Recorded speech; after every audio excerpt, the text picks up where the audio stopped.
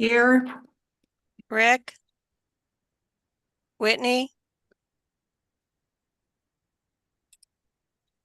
All right, having a quorum, we will move on. So 1B, agenda adoption. Do I have any changes today? Motion to adopt the agenda. Thank you. Second, Second. thank you, Richard.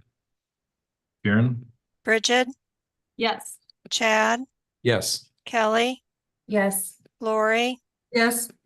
Brett, Yes. All right, 1C, district vision and mission. Do I have a volunteer? Anybody like to read that? Yeah. Lori, good, thank you. Southeast Polk will learn, lead, live, success for college, career, and civic life. Engage all students in learning a challenging curriculum delivered through quality instruction.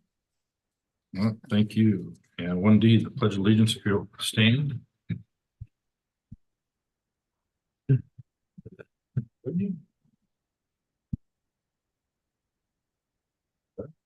Pledge Allegiance to the flag of the United States of America and to the republic for which it stands, one nation, under God, indivisible, with liberty and justice for all.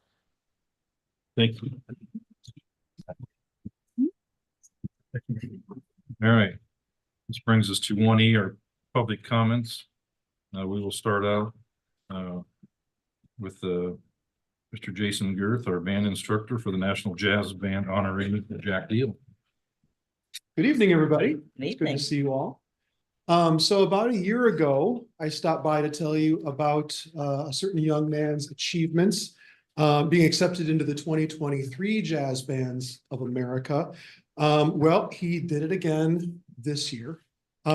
Senior Jack Dale, come on up here, stand right here, Jack. We'll be playing with the Jazz Band of America next month in Indianapolis, Indiana. So the Jazz Band of America is part of the Music for All National Festival that happens between March 21st and March 23rd. And the festival includes performances by concert bands from 9 different states, percussion ensembles from 7 states, orchestras and chamber ensembles from 5 different states, a National Honor Percussion Ensemble, and a National Honor Concert Band. The Jazz Band of America is also a part of this. Jack is the only Iowan accepted this year. Only 19 students were accepted nationwide.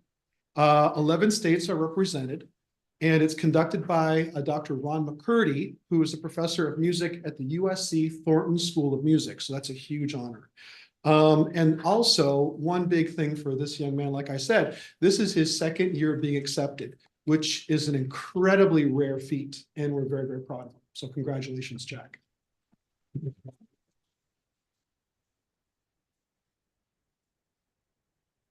Yeah, thank you. Man, what an incredible honor it is to be able to be a part of a program like that. And the 2nd year in a row it's really, really special. And there's a million people that I could thank for this. So, my parents, thank you, Mom and Dad, Mr. Girth, Mrs. Meunier, my band directors, family and friends, everybody who's always been there to support me has just been, unbelievable. So couldn't have done it without them. It's really a special thing to be a musician when you can be able to make an impact on somebody like that. It's a gift from God. So thank you. Thank you.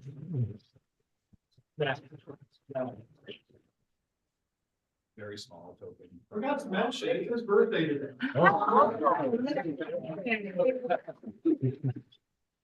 We're gonna get a picture with him, aren't we? Yes. Yeah, we're gonna get a picture, but I think it would be appropriate if we sing happy birthday to you. Is that okay, Jack? I think Can we do that? All right. Go for it. With my great singing voice, I'll do it. All right. Happy birthday to you. Happy birthday To you. Happy birthday, dear Jack. Happy birthday to you.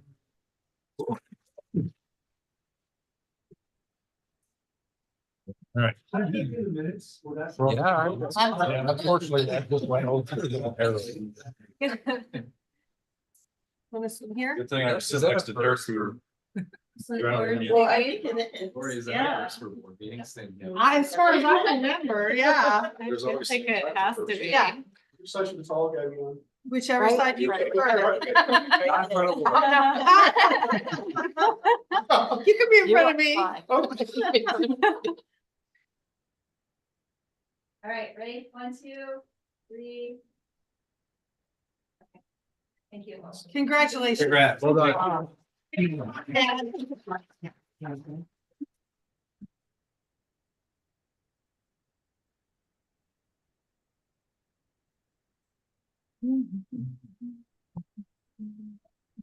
Thank you. Thank you. Congratulations, Jack. Thank you for the happy birthday. Not everybody gets that yet.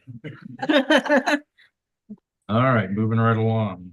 We will now move on to the Southeast Polk Education Foundation with another special guest. So, anybody?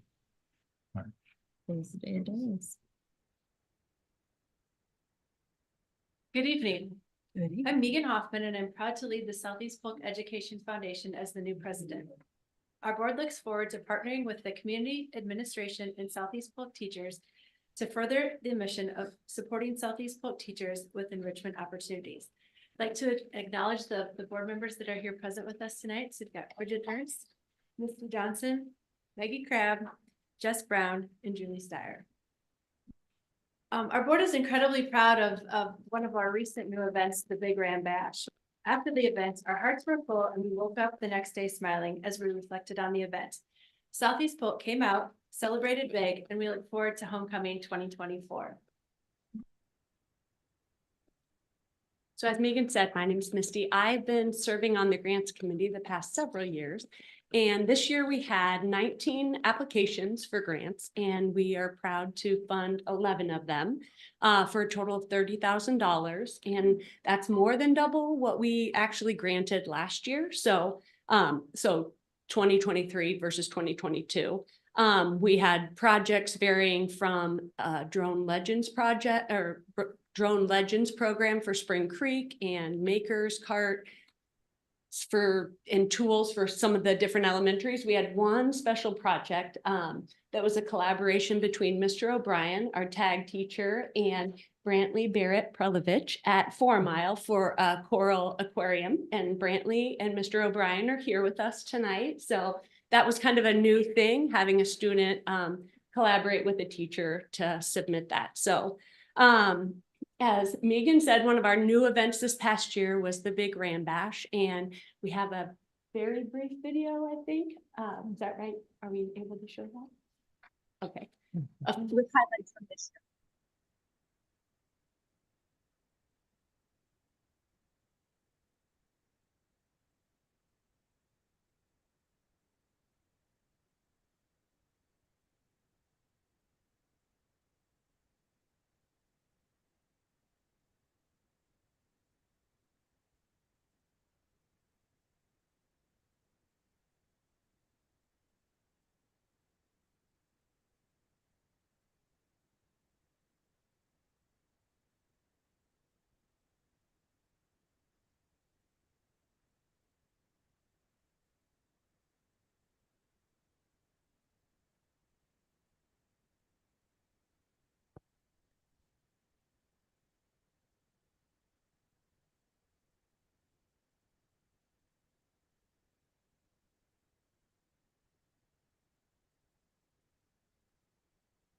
So our plan is to host the second Big Ram Bash on September 27th, homecoming in 2024. So with that, I think we have the check with, yeah.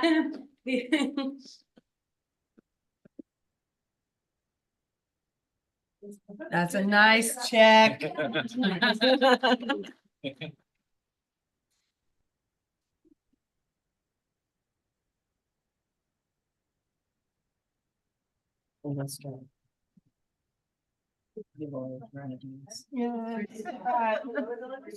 Appears on that. You guys are Gonna be on today. I'm good here.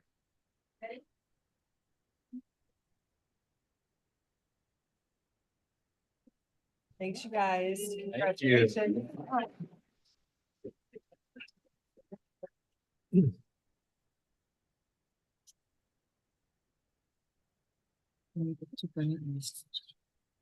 Congratulations. know better.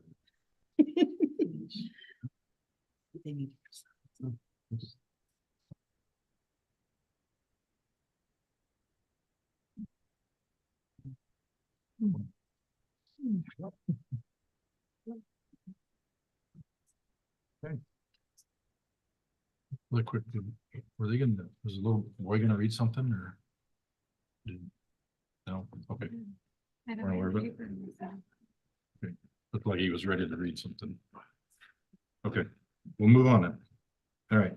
We'll continue with public comments. Is there anybody else that would like to have share public comments or address the board? Nobody. Okay. Nobody's jumping right up, so we will move right on to consent agenda. Do you have a motion? Motion to approve the consent agenda. Second. Thank you, Karen. Chad, Yes. Kelly, Yes. Lori, Yes. Whitney, Yes. Brett, Yes. Bridget, Yes.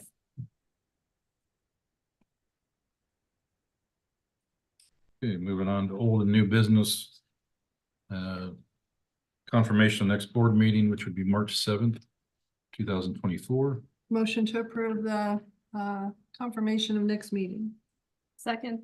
Thank you, Karen. Kelly, Yes. Lori, Yes. Whitney, Yes. Brett, Yes. Bridget, Yes. Chad, Yes. All right. 2B is our cooperative sharing agreements between other schools for activities and athletics. Motion to approve. Second. Thank you, Karen. Lori, Yes. Whitney, Yes. Brett, Yes. Bridget, Yes. Chad, Yes. Kelly, Yes. Okay, 2C. This will be for Prairie Meadows Community Grants. Mr. Horton, are you presenting or just nothing new? Okay. Any questions for Mr. Horton before we? I think it's a great, interesting array of grant applications. Do you have a motion? Motion to approve the grant applications to be sent to Prairie Meadows. Second. Karen? Whitney, Yes. Brett, Yes. Bridget, Yes. Chad, Yes. Kelly, Yes. Lori, Yes.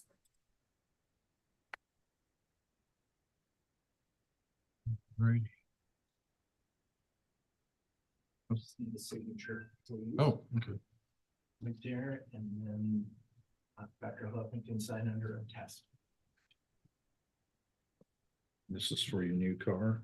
Yeah. You're undated. As long as it's a convertible, we'll be okay, right? Read the fine print, Brett. Did I put the name? There's room for all of us Does that come with Yeah. free floor mats? and in a pine tree. What'd you say, Chad?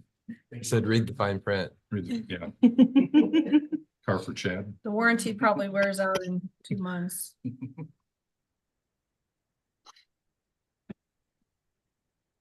All right, moving along.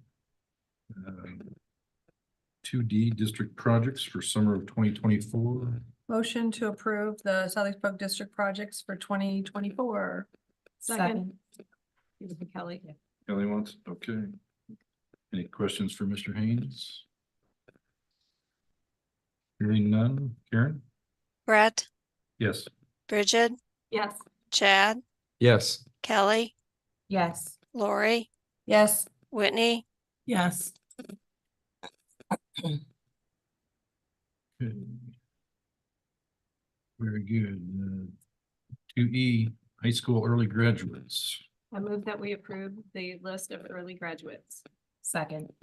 Thank you. Lori, you want to make your normal comments? Yeah. Does everyone qualify for the requirements for graduation? Yes, they do. They met their graduation requirements. This does include our Hopper Alternative Program students as well. Okay, and is this more or less than normal? It's about the same number as what we had last year. Okay, very good. Those are my comments. Anyone else?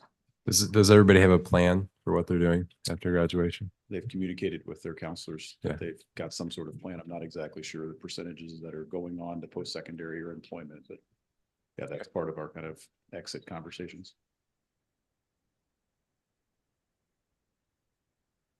Thank you. Anything else? All right, thank you. Karen? Bridget, Yes. Chad, Yes. Kelly, Yes. Lori, Yes, Whitney, Yes. Brett, Yes. All right, 2F. I'm now going to open public hearing for a sanitary and sewer easement with the city of Pleasant Hill.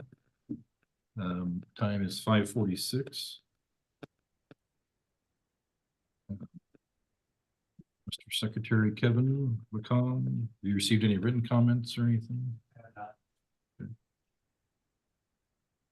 there anybody here wishing to speak upon this?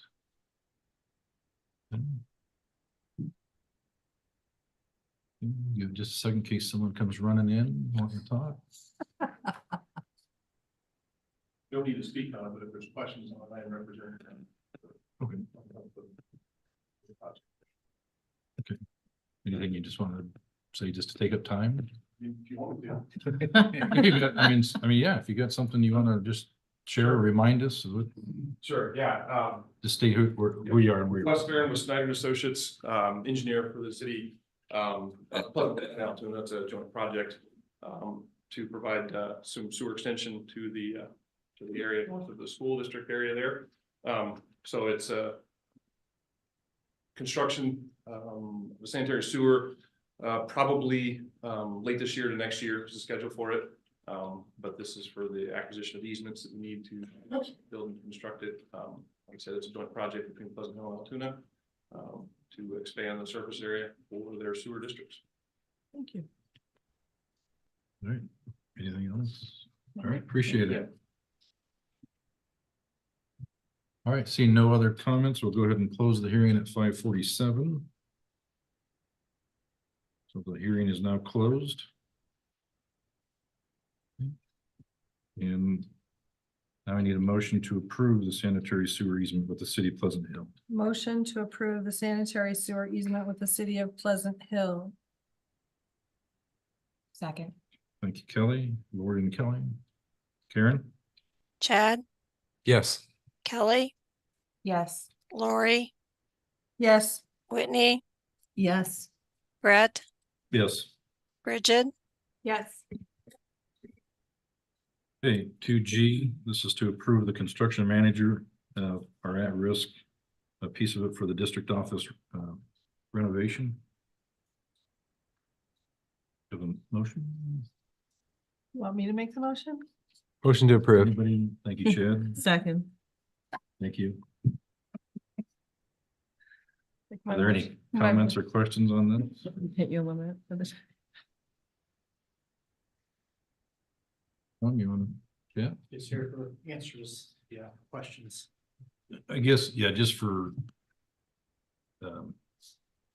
just because you're there, kind of run us through just the real quick steps that we took to get to where we're at. Yeah, sure. Construction management at risk. This is actually a new process due to Iowa in regards to a method other than just going out for low bid for a general contractor on a capital improvement project. The process here has been hand in hand with RDG, design, planning and design. Ms. Nora is here with RDG if you have any questions about that, but looking at we've sent out requests for qualifications. 9 firms responded.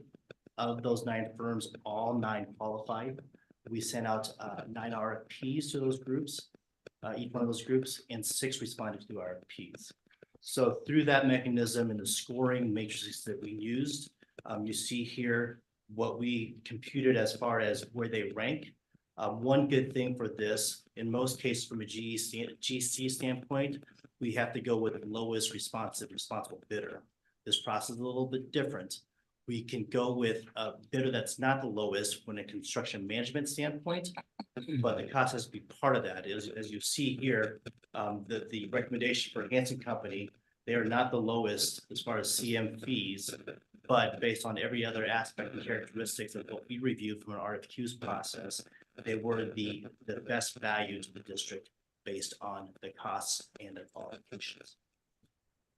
It was, I would say, of the 6 that responded, the scoring was extremely tight. The top 4 firms were within 2 points of each other when it comes to a 100-point system.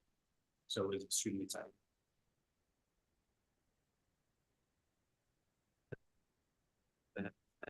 So you're confident that the number 1 ranked Hanson company could take on this project based on their proposal?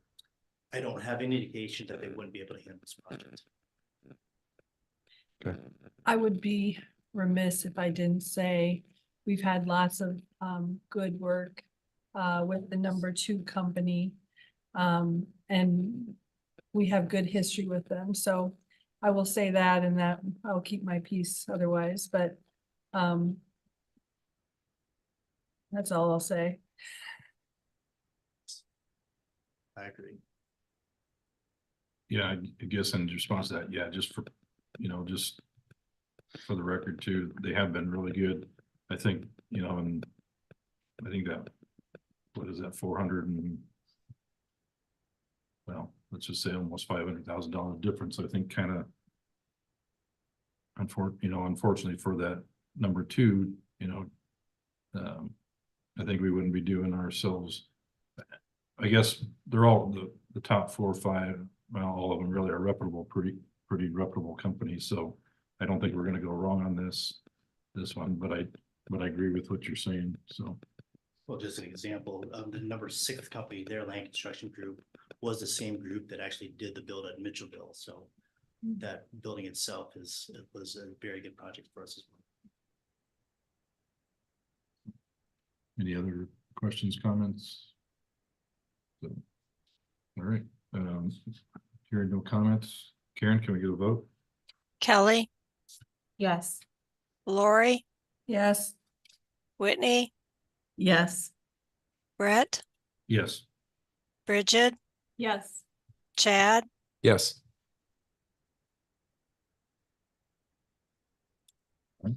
Thank you. All right, 2H, this will be for the approval of middle school furniture, fixture, and equipment. Motion to approve. Second. Thank you, Karen. Lori, Yes. Whitney, Yes. Brett, Yes. Bridget, Yes. Chad, Yes. Kelly, Yes. All right. Topics for discussion, 3A superintendent's report. Thank you. Tonight I am focusing on good news and good news only. High school students and college credit. Over this first semester, over 600 of our students received college credit, completed over 1,000 courses, and 176 of those students made either the dean's list or the president's list at DMAC. That's awesome. A great head start for them, and a blessing for their parents not paying that tuition. Registration for the 24 and 25 school year is off and running with our preschool and kindergarten students, in progress for just a little over a week now. All grade levels will open up after spring break. Our food and nutrition services department has been pushing out an incentive called SEP Eats Local this month and next month, where fruits and vegetables are on the menu that are all produced locally here in Iowa. So that's kind of a cool thing. Board building visits. We recently visited the high school. Next up was Runnels Elementary next week on Wednesday at 9 a.m. On the 27th of February coming up, we have the Southeast Polk Career and Apprenticeship Fair. Over 30 organizations are scheduled to attend, so students can kind of get an idea of what opportunities are out there career-wise, apprenticeship-wise, and with a heavy focus on the trades. Quick activities update. This month has been a very active and successful month for show choir. Our wrestling team, both boys and girls, have done very well over the last couple weeks here.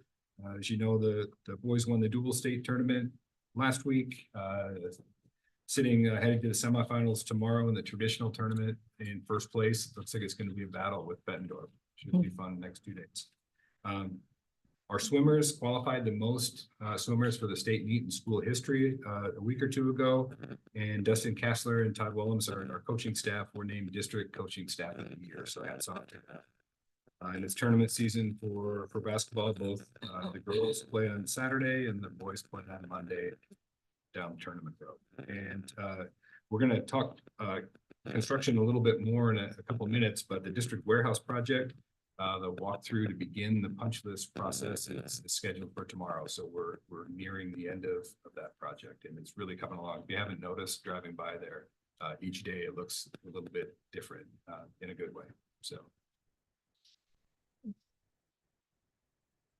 happy to take questions. I noticed last night they inducted Jason Christensen Oh. and Corey Corey Clark. Clark in the National Hall of Fame. Is that correct? Yes, we will, I don't want to. Celebrate that down the road. Exactly. Okay. Yep. Just want to make sure that Yes, mentioned. but fantastic. Well deserving, both of them. Yes. Anything else for Dr. Lipnick?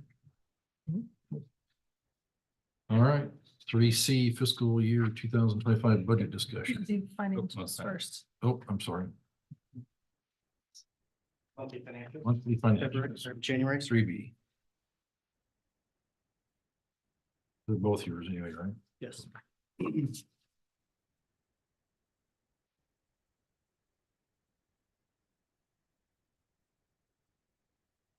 Through the month of January for the general fund, the revenues are up 5.1%. Notice that the income surtax came in January, and it's about 60% higher than it was last year. That indicates about a 16% increase in the income reported in the community. So that's a good thing around the community. People are making more money, or more people are living in the area. So that's good. Expenditures are up 8.6%. The water, sewer, and electricity were up about 33% through January, but I think it's just a timing of payments from what I see. So that should be good. Good news side, natural gas is actually down 12% through January. So that's great. From an all fund standpoint, revenues are up 16.7%. Of course, that was mostly with the bonds that we issued. But also the COVID title claims have been submitted for the second quarter, and those will reflect in the next month's report. Expenditures are up 4.3%. As Dr. Lupnick mentioned, the maintenance building is substantially complete, will be substantially complete with punch list walkthroughs tomorrow. Any questions on the January?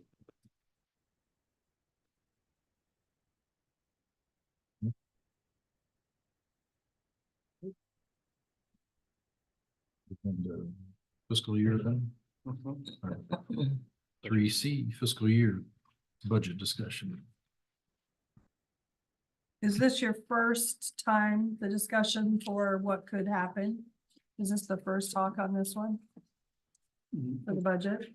We talked at the meeting, I guess. Okay, but you're estimating SSA now, right? Yes. Okay. Yes. That's what I mean. Yep. Sorry. Oh, yeah, you can navigate if you want to. I can actually read my notes then. This is part two of the budget discussion for next year. I'll try to read long here. Supplemental state aid, we know that the governor proposed 2.5% increase. It could still be 0%. They passed a new law regarding, I don't remember the details of it, regarding supplemental state aid. In that new proposed law, they also indicate that it still needs to be done within 30 days of the first day of the session. Well, the first day of session was February 7th or 8th, so they didn't abide by the old law, and they're not abiding by the proposed law as we sit. There's also been some speculation that the SSA might be higher. So for our purposes, I'm going to, Jason, look at scenarios 0, 2.5%, and 4% when it comes to cost per pupils, and then show you what that looks like from a budget authority standpoint. This is going to look a little weird here, but I'll tell you why. From a budget authority standpoint, we actually at the 0% supplemental state aid, we actually go up $550,000 with new authority or new money. That is because our enrollment declined by 11 students. And with the budget guarantee, where you guaranteed regular program costs of up to 101% of last year. So that 550,000 represents 1% of last year's authority that we are guaranteed to have. It's different, you'll see something different on the property taxes, but I just wanted to put that point through. And then you see there 2.5% and 4%, the different new authorities. The expenditures right now don't change as they sit.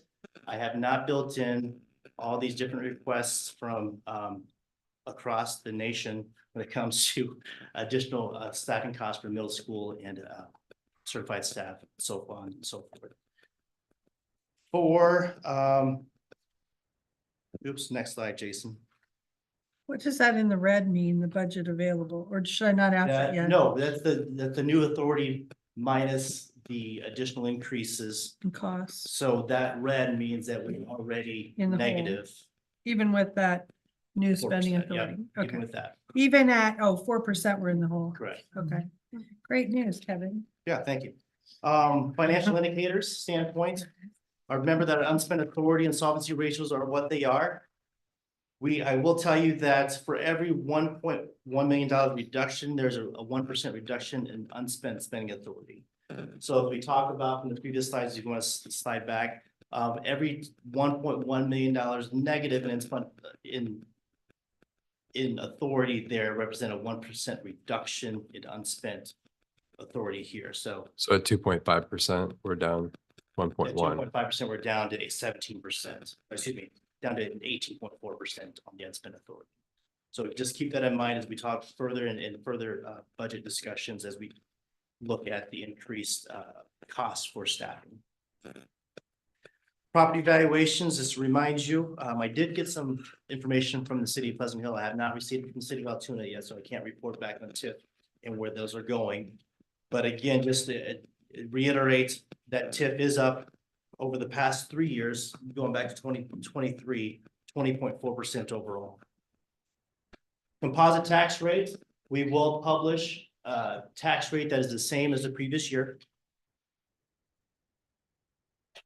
The next slide will show you kind of the nuances between 0, 2.5, and 4%. The general fund actually goes up property tax dollars with a 0% because that budget guarantee that we talked about, that is funded 100% with property tax dollars. There's no state funding with that. And then you see the outcomes of the different funds. Pepple fund debt service are the same regardless of where SSA are at. But you can kind of see where we calculate the management fund dollars to get to down to the 1544 for 2025, sorry. Again, for us, nothing set in stone yet for SSA. We continue to hear a number of different proposed bills from both sides relating to AEAs and how that might affect us, relating to additional teacher pay. And now there was another one with additional support pay, a minimum of $15 per hour, which I believe we're above that already, so that won't affect us. From the proposed bills regarding teacher pay, I don't believe that that's going to have any sort of significant impact to us because we're already at that dollar amount, and the dollar amount they're proposing, we must be close to the median across the state of Iowa. That's why it's not going to affect us very much as far as any additional funding we might get. Again, timeline wise, we must publish and certify by April 30. I also provided to you a separate sheet, the tax, I think it's called the proposed tax notice. Since I won't see you again until March 7th, this will go to the newspaper prior to that. It has to be submitted prior to that based on how the Herald Index circulates. But then we'll talk about that during March 7th. We'll set a public hearing for the March 25th date. That's that separate public hearing A to talk about this public notice. Just to show you there, you can see the numbers down there. But again, this is a little bit, the process isn't great with how it's set up right now from department management and the counties, more department management. But the first column you see there is based on what we have last year's total overall taxes, including commercial industrial. The second column that you see there is based on our current year valuation. If we were to keep the tax rates the same and what the dollar amounts would garner there, what the tax rate would be given the same dollar amount from last year. but that's net of commercial and industrial, so you don't see that component of it. And then the third column is the tax rate for 2025 as proposed. Again, I think that one's net of commercial and industrial as well. So I don't know if you see the 15, did you see 1544 there? Is it a different number? 1544, okay, so that is with the commercial industrial. So I think we talked last time too about talking points when this comes up. I'll have that ready for you for the March 7th meeting so that when people, when our community sees this notice in their circulations, we can be prepared to answer questions that we might see come up.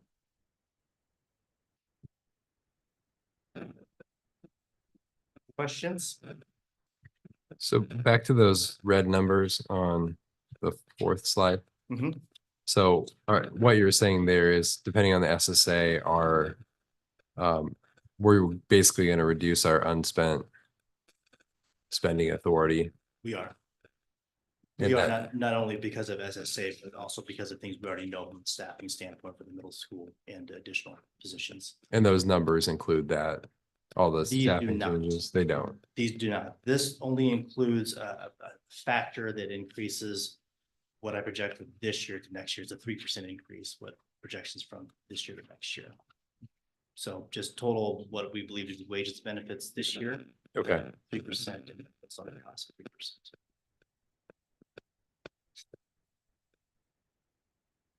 That still keeps us within the IASB recommendation, 7 to 17%. Well, it does depending on what other staffing pieces come our way, but I anticipate we'll still be in that range, yes.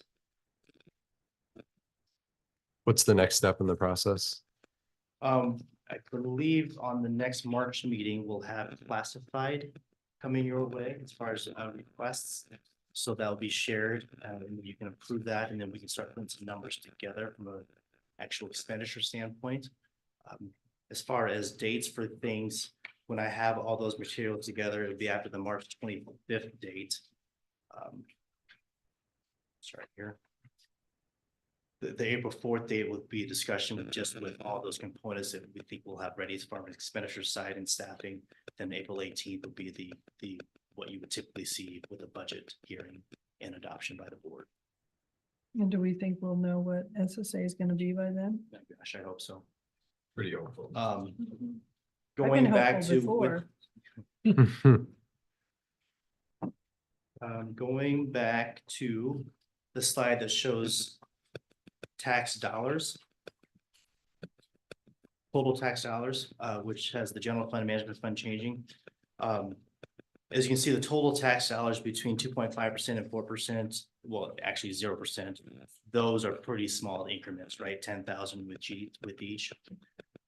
With public hearing A, once we publish the notice, once we have the hearing, we can't do anything more as far as tax dollars. With the small increments there, we'll probably just keep the publication because it's more realistic in my mind at the 2.5% right now. Unless I hear something different between now and March 6th.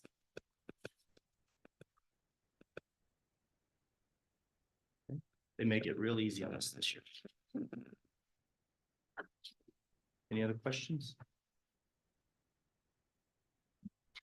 All right. Thank you. Thank you. Thank you. All right, 3D construction updates.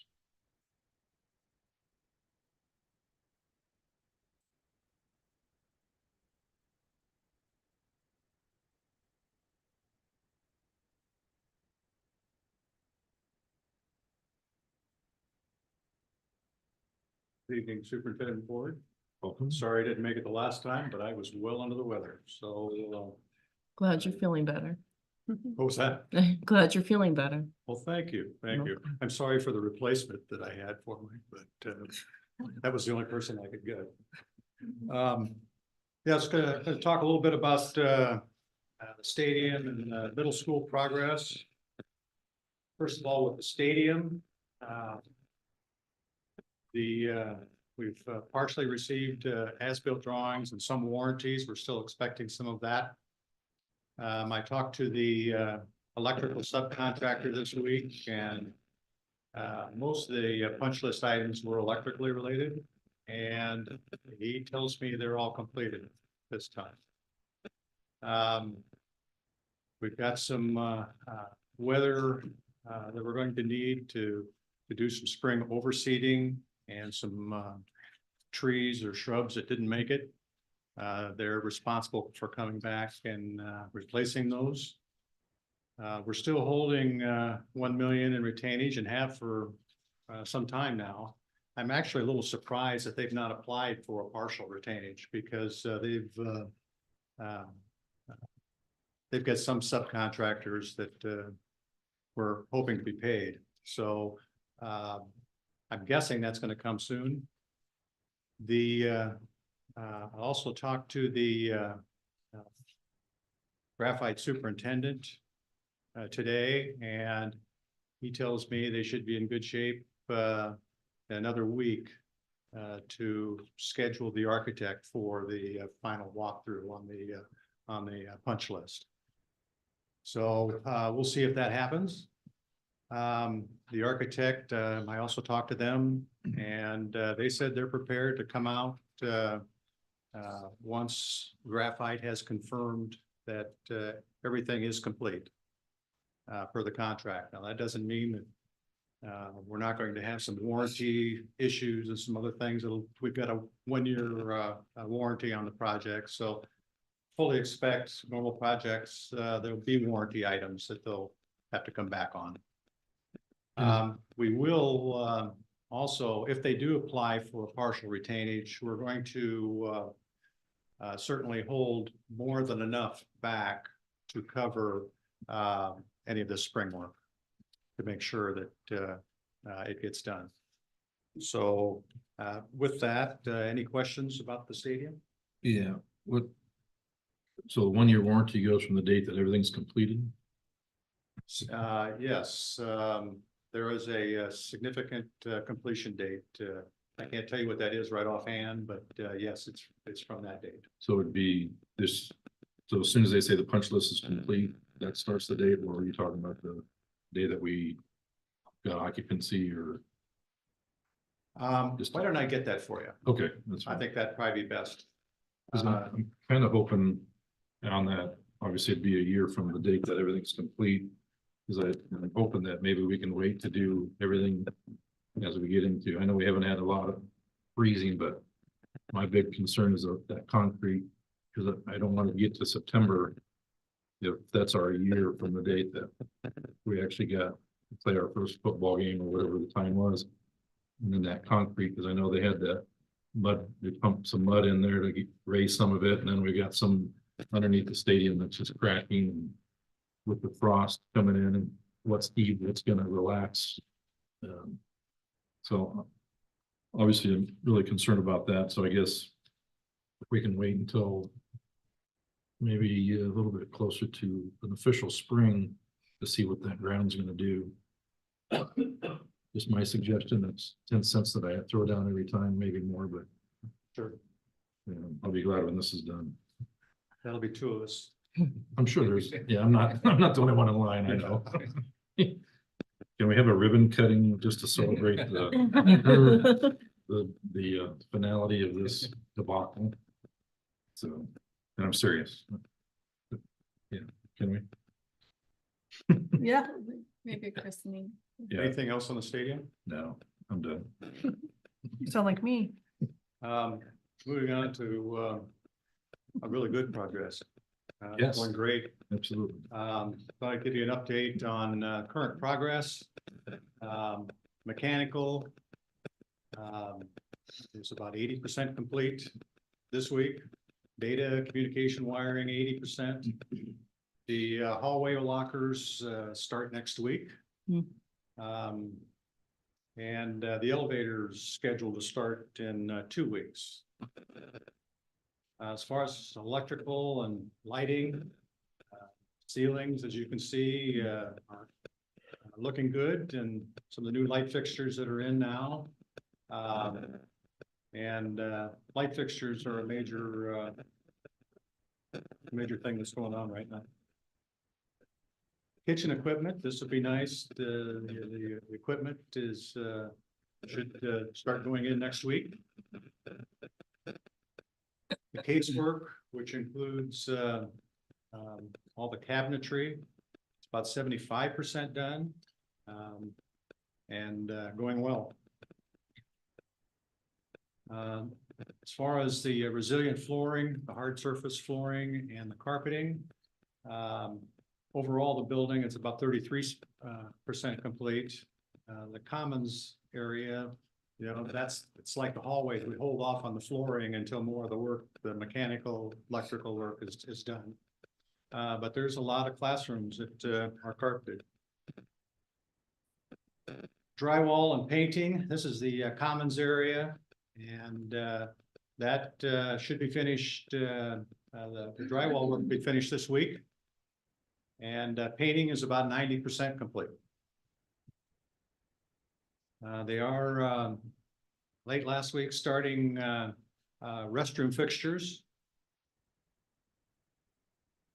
And the gym floor, the subfloor and the wood, the actual wood that goes on top of this sleeper system or this wood base for the gym floor, that's going to be done probably tomorrow. And then the next step with that is sanding it down and then putting, marking it and then doing the finish work on it. So we're looking to complete a gym floor mid-March. Some of the overall observations, as you may remember, there's 2 air handling units that they were struggling getting. And they have confirmed that they are being built and they're scheduled for the middle of March. And they're planning on starting up those units May 10th. Another observation, and I appreciate a couple of comments earlier about the construction manager here. I've been doing this about 40 years and I've never seen anybody with a priority on safety that this company has. It's really impressive. Another impressive piece here is, of all things, a pre-punch list that they're going to be doing starting in March. Try to get rid of a lot of those little things before the final punch list is done by the architect in May. The project is 85% complete and on track for June completion. Any questions? Is that yellow? Is that the same stadium yellow? And Gloria Slings want to know if that was the same bathroom color. She loved that so much. Do we have any change orders coming up or? Change orders have been minimal. I won't say that there won't be some that still come. Because there's always the possibility of the unforeseen condition. One of the things we talked about over the last 2 meetings, so the last month or so, at the base of each one of the stairwells, there's kind of like a bench system that forms a square around, that initially called for some sort of wood covering over the top of it rather than just cement, and we were not sure how durable that would be. We kind of went without it, and now as it sits with just as cement, it doesn't really look right. So we've been kind of talking about an option for there, which would certainly be a change order of some sort, not big ticket, but just that's really the only thing I can think of right now for the last few minutes. So we're on time, we're within budget, and the quality is good. Yes, yes, and yes. Okay.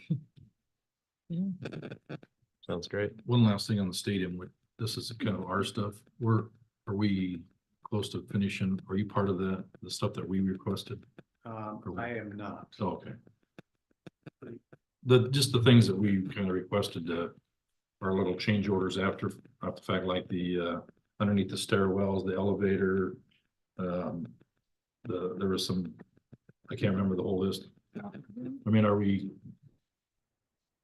I can't speak to all of them, but I can speak to on the cane rails and the graphics. Actually, thanks for the reminder. I've got to give them the okay tomorrow. We've dropped that price from around $83,000 down to $56,000 based on our discussions. So we'll approve that tomorrow and we'll start that project. So that includes some of the sectional signage, some of the safety signages, things like can't do such and such on the track, no smoking, all those pieces of it. So, I mean, really, all that stuff will be ready to go by track season. I don't know if it'll be ready Sure. for track season, but track doesn't also do the crowd as we do for other sports. But I think they'll have, with the approval of that particular aspect of it, they will be scheduling, sounds like around April timeframe to have it installed. And then I've talked to Dirk a little bit about the cross-country stuff. I know up by the starting was all that. Was that the grading you were talking about, Bill, that had to be redone up by the start finish line? The grading, how that kind of Cross country. the cross country at the top of the, was that the grading you were talking about? Because I know there was some other grading on the downhill, which sounds like it was our side that we've got to work on. Remember that piece. Okay. The site work is mostly overseeding and landscape. Okay, so around the perimeter, okay. I'll get with Dirk on the other stuff, so, okay. Thank you, both Kevin and Bill. Like air conditioning. Oh, air conditioning. Did the air conditioning get done in the Press box. press Yes, box? yeah, it was done during the season. So That was done, okay. When it got cold. no, there was one hot game where. Open the windows, I know. Anything else before we release Bill and Kevin again? No. They're already done. They said. They're done. Appreciate the updates. All right. Where we at? Stay on the hill. Day on the Hill report. Is this Bridget or Dr. Lipnick, both of you? And Chad, Chadman? Who wants to start? the board members first, but You want to start, Chad? Sure. So we had the IASB Day on the Hill. There's kind of a joint, I guess it was in conjunction, the AEA and SAI. SAI, sorry. Gotta get all my acronyms down here. Bridget and I went to something, it was the kind of a workshop the evening before that they put on, had a good panel, had one of the representatives was there, and some different lobbyists, and then they had something similar the next morning. It's just a good education session on logistics and how the bill, where everything's at right now, and kind of how to communicate with legislators in a respectful way, but also how to get your point across, I guess. And then when we got to the Capitol, we had, I think, some good conversations. Rick Olson, Representative Olson, Senator Bolton. Who else did we talk to? Representative Gustav. So we got and Cahill too. So we had quite a few good conversations there. It sounded like things were kind of, I would say on hold, but kind of held back with all the AEA discussions that happened kind of the first part of the session. But there were many things moving forward. And our own board member, Bridget Ernst, spoke at one of the subcommittee meetings in support of preschool funding, which was really cool. So I don't know if I sounded that cool. I got really, and I figured there was the opportunity, so I was gonna take it. I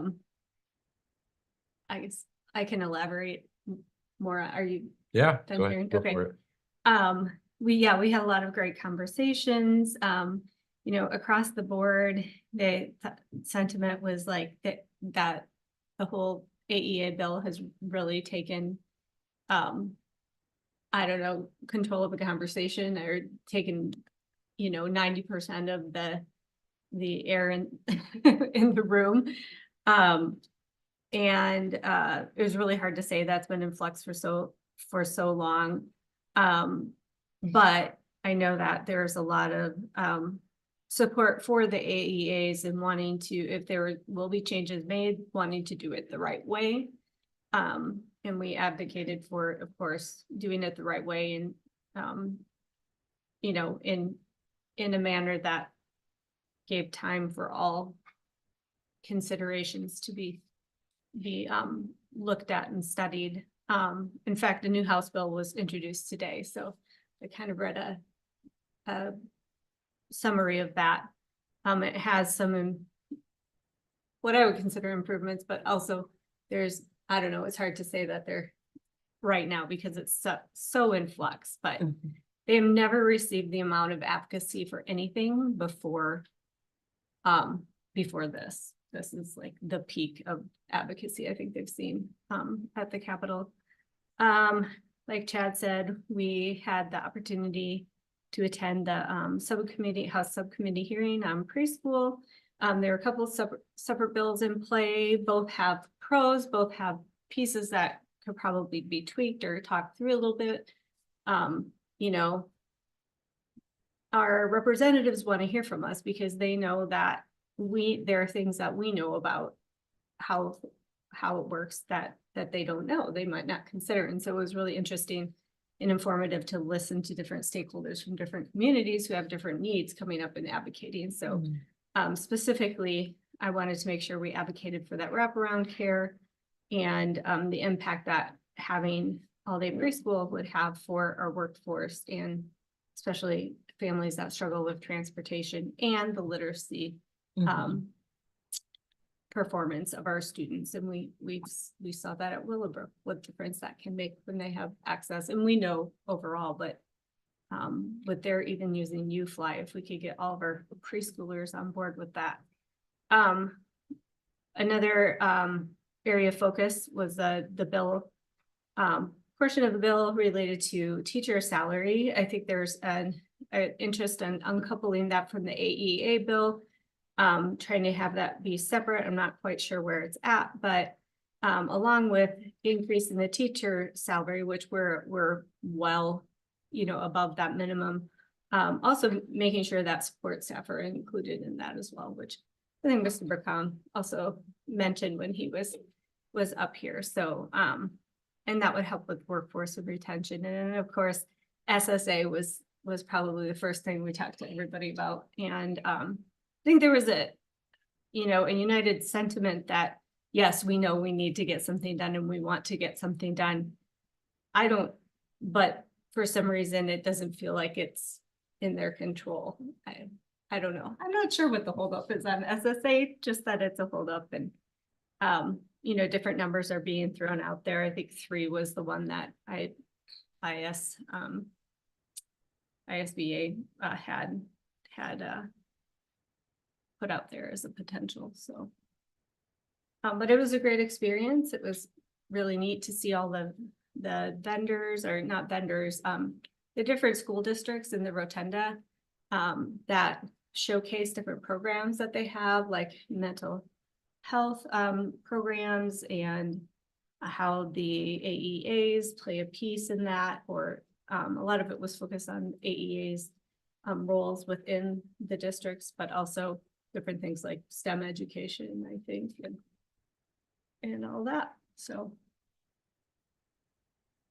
Yeah, I would say that this is the first time that all 3 organizations joined together to have one joint day on the Hill. It used to be 3, way back when it was 3 different, and then it was 2 different. And I thought it worked really well. I wasn't sure going in if they'd all, because they don't have exactly the same interests, but close enough. And I thought it was a really, really well organized event. And I did like the kids in the Rotunda showcasing their different, a lot of STEM, a lot of science, a lot of literacy. Just education centered. So that was pretty cool. I think the best part, Bridget and Chad have said everything I think we can say about what we learned. But just making those connections with our legislators. And I felt like for the first time in several years, we really were communicating with everybody. And I can say since then, like Representative Gustav emailed me the 3 bills that dropped this morning, last night after midnight. I received texts from Senator Bolton and Representative Losi today asking specific questions as they were getting ready for committee hearings.